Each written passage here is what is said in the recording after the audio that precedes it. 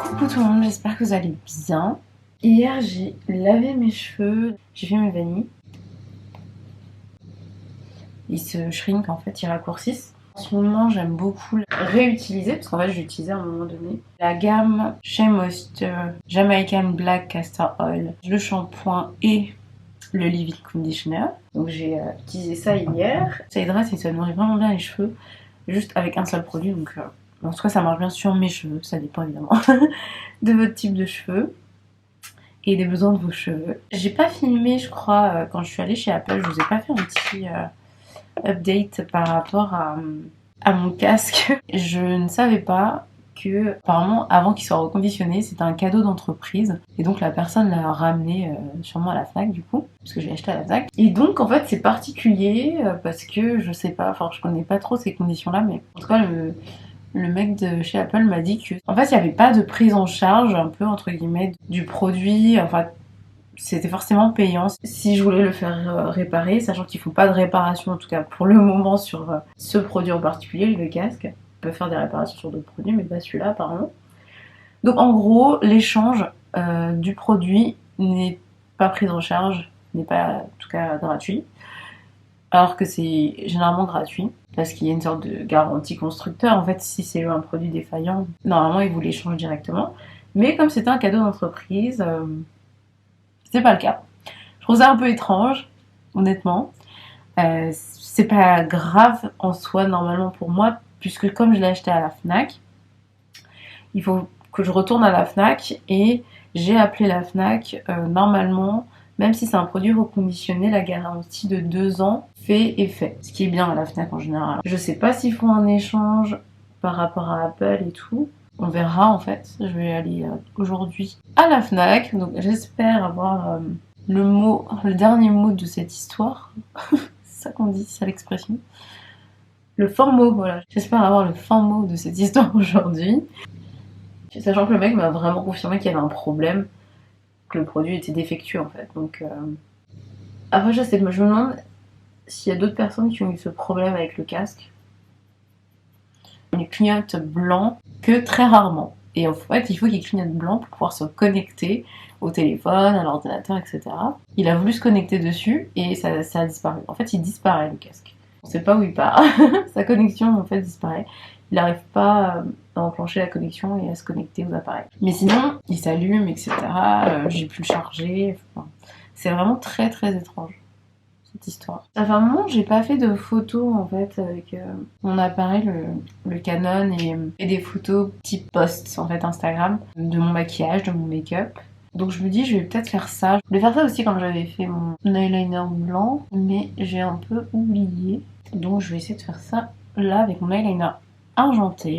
C'est un crayon liner en fait, c'est le NYX Epic Wear Eyeliner Stick, ils appellent ça. C'est un peu un crayon, mais il glisse très très bien, ça c'est top. Teinte Silver Lining, la teinte 01. Vraiment très pratique à utiliser. Je sais plus si j'avais reçu cette teinte-là en cadeau, mais je me souviens que la marque m'avait envoyé quelques liners et j'avais trouvé ça hyper pratique à utiliser. Je l'avais trouvé très jolie. Et je pense que j'ai peut-être acheté cette teinte moi-même en fait. Je me sens plus très bien. Je sais que j'en ai racheté d'autres après parce qu'ils étaient top. J'aime bien quand mes liners, mes yeux sont symétriques dans mon make-up. J'aime en général. Quand les cheveux sont symétriques, oui, j'ai un truc là-dessus. Sur la symétrie. Je suis contente aussi, j'ai reçu, il faut que je le teste, mais je le testerai un peu plus tard parce que j'ai pas encore terminé ce mascara. Enfin, je viens tout juste de racheter ce mascara, donc je vais attendre de le terminer. Mais j'ai reçu des Real Magnet de Benefit, c'est le mascara allongeant. En fait, c'est bizarre parce que j'ai l'impression d'avoir déjà testé, mais je m'en souviens plus très bien. Et là, ils disent que c'est vraiment le très allongeant. Mais j'ai l'impression que c'est une nouvelle version en fait. Je sais pas, j'en suis pas certaine. En tout cas, je l'ai vu chez Sephora et j'avais hésité en fait à soit racheter celui-là, soit acheter celui-là. Bah en fait, du coup, tant mieux, je suis contente d'avoir reçu celui-là. Ça, je vais pouvoir aussi le tester. Mais c'est vrai que même le Bad Girl Bank est vraiment très très bien. Leur produit cils et sourcils, c'est un produit bénéfique que j'ai utilisé sur mes sourcils. Et très bien aussi, franchement. J'ai assez tardivement découvert cette marque, mais au final, j'aime beaucoup. Et ça me réussit bien, on va dire. C'est vrai que sinon, en général, en ce moment, j'utilise tout le temps les mêmes produits. Que ce soit maquillage ou cheveux. Parfois, je reçois voilà, des produits en cadeau, donc je suis curieuse de les tester, j'ai envie de les tester et je les trouve bien. Parce que sinon, je vous parle pas de tout ce que je reçois, parce qu'il y a des produits qui sont pas forcément... qui me plaisent pas, qui me correspondent pas, que je recommanderais pas forcément. Donc en général, ces produits-là, je vous en parle pas. Même si je peux vous montrer par exemple un unboxing sur Instagram. Après, si vous me revoyez pas l'utiliser, si je vous en parle pas vraiment en vous disant je l'aime beaucoup, bon, c'est que c'est pas forcément un produit coup de cœur. Mais sinon, en général, j'aime bien parler voilà, un peu de mes découvertes. Moi, j'ai refait la même chose en utilisant la teinte Truffle de Too Faced Born This Way palette, The Natural Nude. Vraiment une de mes palettes préférées. Enfin, les teintes, elles sont super jolies. Je sais qu'elle est toujours dispo. Ça fait un moment que je laisse cette palette quand même. Ouais, peut-être qu'un jour je la change du coup. Mais elle est toujours disponible, il me semble. J'ai vu sur Sephora il n'y a pas très longtemps.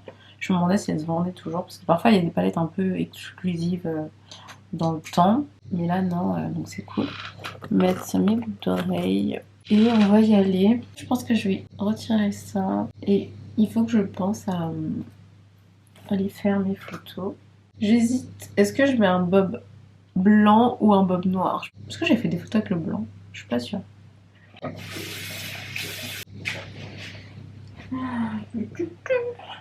Ah ouais, je vais mettre celui-là. Je dirais que celui-là, il est cool aussi si vous avez une veste blanche, un manteau blanc, ou si vous voulez faire un total look blanc. Plus quand il fait beau en fait, je trouve qu'avec le soleil c'est joli. Je vais faire quand même je pense des photos comme ça avec celui-là. Et ouais, j'aime bien les bobs avec le vanille. C'est tout doux, c'est tout doux. J'ai vraiment en acheté un gris du coup pour faire un total look. J'adore faire des total look une couleur. Je suis un peu fatiguée aujourd'hui, ce qui est bizarre parce que je trouve que j'ai plutôt bien dormi en fait. Et je me dis c'est un peu l'âge quoi. Fatigue beaucoup plus vite. En général, c'est vrai quand je filme des vidéos, quand je filme surtout les vlogs où je vous parle en fait plus de ma vie, de ce que je fais. Je vous emmène avec moi. Généralement, je filme quand je suis dans un bon mood, quand j'ai de l'énergie en fait à partager, voilà, à transmettre en fait à la caméra, parce que faut quand même être dans un mood, je trouve, agréable pour pouvoir transmettre cette énergie agréable. Parce que moi, j'aime bien regarder des vlogs où les gens sont dans un bon mood, ça me fait du bien. Je suis très sensible en fait à ça. Donc j'aime bien aussi vous partager ça. Et c'est vrai que quand je suis pas bien ou quand j'ai trop de trucs à faire, quand je suis un peu stressée, quand je suis très busy, enfin quand j'ai beaucoup de travail à faire, beaucoup de choses sur lesquelles je dois me concentrer, c'est pas là que je vais prendre ma caméra et vous emmener, c'est plutôt quand je sais que j'ai un peu de temps, quand voilà, j'ai une bonne énergie pour vous en fait. Donc j'espère que vous appréciez, et c'est pour ça aussi que je fais pas des vlogs tout le temps non-stop quoi, parce que en fait c'est pas la réalité. Je suis pas dans un mood comme ça tous les jours et tout le temps. D'ailleurs hier je regardais sur Instagram, je voulais partager aussi, c'est une mini vidéo, un short, non un reel de Oprah, et elle parlait des 4 catégories, types de personnes on va dire qui existent. Et il y a le cheerleader, là où le cheerleader, c'est la personne qui est, on va dire 90% du temps, je crois, dans un bon mood, tout le temps bien. Il y a ensuite le poète, ou là où le poète, c'est quelqu'un qui, pour le coup, c'est plutôt l'inverse, et on va dire 90% du temps dans un mood plutôt négatif, pas forcément bien, etc. Toi qui va ressentir plutôt des émotions négatives la plupart du temps. Pas top hein, comme appellation du coup. Les poètes sont pas forcément, je pense, tout le temps tristes, négatifs quoi. Ensuite, il y a là où le juge. Je vais entre guillemets parce que je trouve que les appellations sont peut-être un peu spéciales, mais c'est pas grave. C'est la personne qui est plutôt constante en fait en termes d'émotions en général. Bon, bien sûr, ça peut varier, mais la plupart du temps, la personne est dans un mood constant. On ressent des émotions assez constantes tout le temps en fait. Donc, voire peut-être ne ressent pas trop d'émotions, j'ai envie de dire, parce que c'est bizarre. Pour moi, c'est forcément. Quand tu ressens des émotions, c'est forcément fort parce que c'est dans mon caractère. Parce que moi, je suis plutôt dans la catégorie mad scientist, et ça m'en fout. C'est la personne qui ressent les émotions de manière très forte, que ce soit positive ou négative. Et c'est variable en fait, c'est plutôt sinusoïdal, c'est ce qu'on disait avec David, parce que David aussi est plutôt comme moi. Nous, on est plutôt sinusoïdal dans nos ressentis d'émotions, on va dire. Dites-moi dans quelle catégorie vous vous retrouvez, je serais curieuse de savoir. Est-ce que la majorité des gens qui me suivent sont plutôt comme moi ou plutôt différents, ce serait assez intéressant. Mais du coup, ça explique aussi pourquoi moi je fais très attention au moment où je vous filme en fait les vidéos. Enfin voilà, je trouve que c'est super important de penser en fait à ce qu'on transmet. Pas juste faire un peu filmer un peu égoïstement pour juste partager sur le moment, parce que ça a en fait des conséquences sur la personne qui regarde en face. Et moi, en tout cas, je fais attention à ça, et je trouve que c'est faire aussi un peu preuve d'empathie vis-à-vis des gens qui nous regardent en fait, pas juste leur transmettre tout et n'importe quoi. Après, c'est aussi un autre exercice, c'est aussi un exercice de vulnérabilité, de partage, de partager d'autres émotions que des émotions positives. Je trouve qu'il faut garder en tête que ça a aussi des conséquences sur les gens qui les regardent pas. Donc voilà. Et puis en plus, parfois, en fait, les gens partagent des choses, je trouve qu'ils sont pas forcément, enfin, c'est pas forcément important, enfin, c'est pas important pour nous en fait en tant que viewer, en tant que personne qui regarde. Et du coup, en fait, ça nous met dans un mood un peu bizarre, alors même que, en fait, ça a rien à voir avec notre vie, ça a pas forcément d'intérêt même d'entendre ça. Je sais pas si ça vous est déjà arrivé, mais parfois ça m'arrive de tomber sur ce genre de vidéo où je regarde pas du coup, mais je me dis mais pourquoi je regardais ça pour en plus être dans un mood un peu bizarre quoi, en fait. J'imagine qu'il y a des gens à qui ça ne fait absolument rien en fait, mais c'est vrai que moi je suis très empathique et je ressens vraiment les émotions des autres. Et les miennes, fortement. Ça m'est arrivé quelquefois dans la rue, en fait, de croiser quelqu'un, de pas du tout avoir, ou alors une interaction vraiment très très courte avec la personne, et de vraiment ressentir l'émotion de la personne, quoi, vraiment. Des fois c'est un peu trop, donc j'essaie vraiment de me protéger, de mettre un peu dans une bulle. Après c'est un peu mental, il faut se faire l'effort en fait, de se détacher parfois des émotions des autres, ça je vous l'avais expliqué dans la vidéo. C'est un vrai exercice pour moi en fait, sinon naturellement je vais avoir tendance à absorber un peu les émotions et les énergies des autres. Et parfois, je peux avoir du mal à, en fait, à les distinguer, en fait. Savoir qu'est-ce qui est mon émotion, qu'est-ce qui est l'émotion de l'autre. Et ça, c'est un peu la difficulté quand on est très empathique. Donc, faire attention. Et après, ça s'apprend avec le temps. On le gère mieux, etc. Bref. Je sais pas pourquoi je vous parle de ça. Mais c'est pas grave. Donc, on va bouger un petit peu, là. On va pas rester dans la salle de bain tout le temps. Faut que je prenne mon appareil, en fait, pour faire les photos. Mon téléphone aussi, qui était branché. Ok, on va s'installer.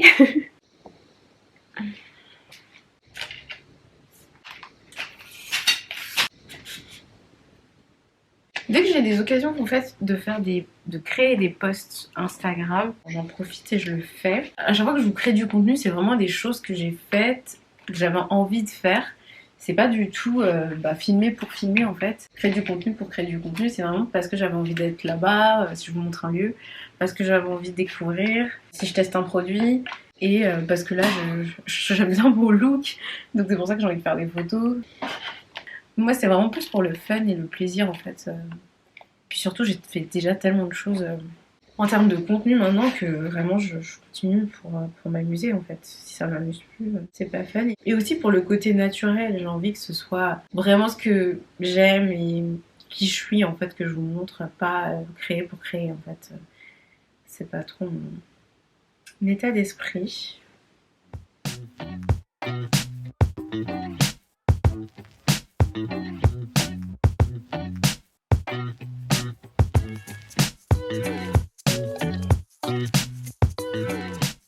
Bon, ça y est, j'ai fait mes petites photos. Et maintenant, je vais les télécharger sur mon téléphone. Donc, vous voyez, en plus, ça prend 5 minutes. C'est ultra rapide. Ou 10 minutes avec l'installation, on va dire.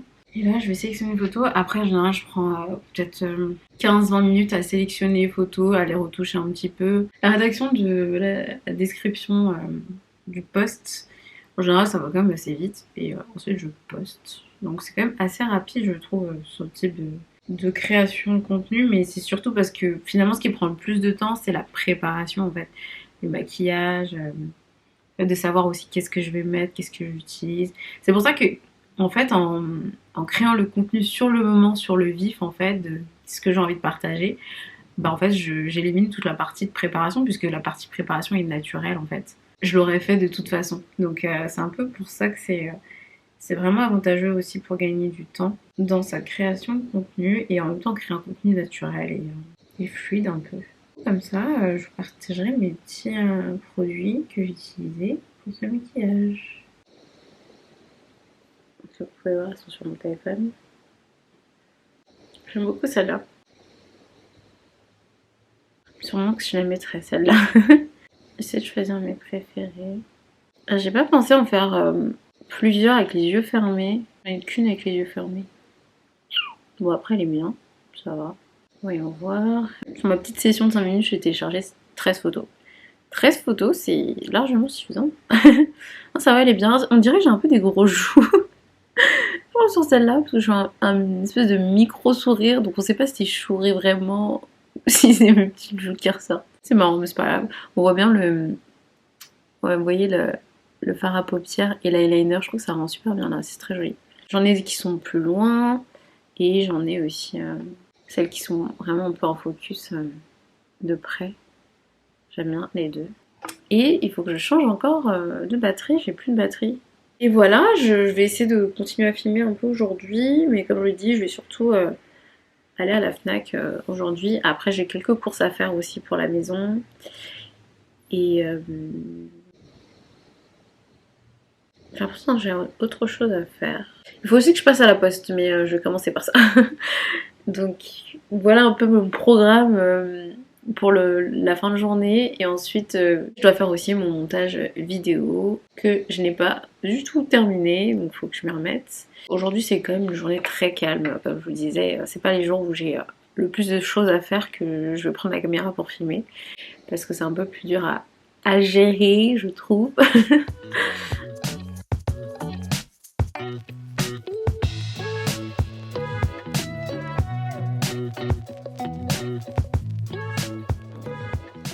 J'ai mon ordi ordi qui est juste là. J'étais en train de regarder un peu des vidéos YouTube, histoire de trouver un peu de l'inspiration, faire un peu de la veille aussi. J'aime bien faire de la veille, savoir un peu ce qui se fait, un peu les tendances. Et puis en fait, à la base, si j'ai eu envie de faire des vidéos, c'est parce que j'aimais regarder des vidéos. Donc je continue. J'avoue qu'il y a des moments, j'ai vraiment du mal à trouver des choses qui m'intéressent à regarder. Ce serait trop intéressant d'avoir le nombre d'heures totales que j'ai passé à visionner des contenus sur YouTube ou sur Instagram. Ce serait trop intéressant, je trouve. Autant on a toutes les heures de visionnage que les gens ont fait de nos contenus. D'ailleurs, ce serait intéressant, je vais regarder. Donc depuis toujours, donc depuis le début de ma chaîne, j'ai 9 millions de vues sur ma chaîne YouTube. Donc, merci beaucoup déjà, c'est énorme.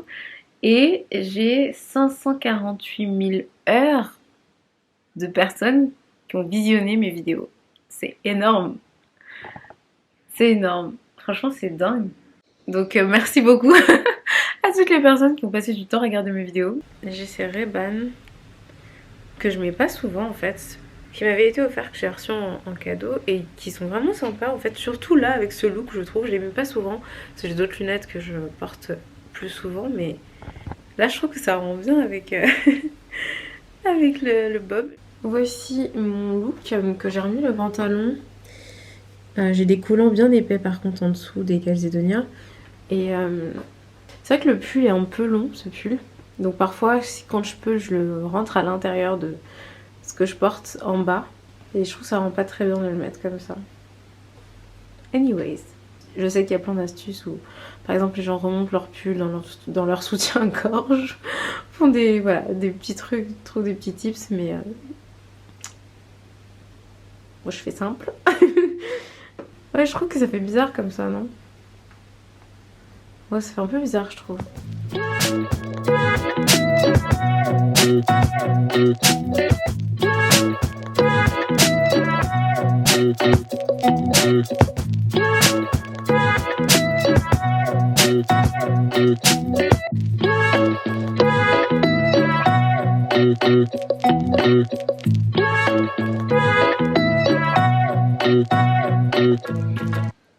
Ça y est, je suis rentrée. Je sais que j'ai pas beaucoup filmé, donc vous avez pas dû voir grand chose, mais je suis allée à la Fnac. J'ai pu laisser mon casque. J'y retournerai sur mon dimanche ou lundi. Le technicien va faire des tests. Je suis passée chez Kiko. Franchement, ça faisait super longtemps que j'étais pas allée chez Kiko. J'ai vu qu'il y avait des nouveaux gloss qui avaient l'air sympa, mais il y avait plus beaucoup de teintes en fait. Tout était quasiment parti. Et je suis passée chez Calzedonia et du coup j'ai pris ces collants que je suis en train de porter. D'ailleurs, ce sont ceux-là que j'avais achetés. Et j'ai repris le collant dont je vous parlais dans mon vlog à New York. C'est le Essential Invisible Tights Seamless 20. Donc c'est les collants vent denier invisibles marron. Sur la teinte c'est Nude 11. Je pense que c'était cette teinte là que j'ai pris la dernière fois. C'est un marron foncé et donc je l'ai racheté pour le printemps. Là, en général m'acheter des collants à l'avance pour en avoir dès qu'il fait beau, dès que j'ai envie de me mettre en robe, en jupe, parce que je me mets quand même souvent en robe et en jupe. Donc j'aime beaucoup aussi ceux-là en fait. Ça je pense que ceux-là sont peut-être vraiment mes préférés. C'est des collants préférés chez Calzedonia.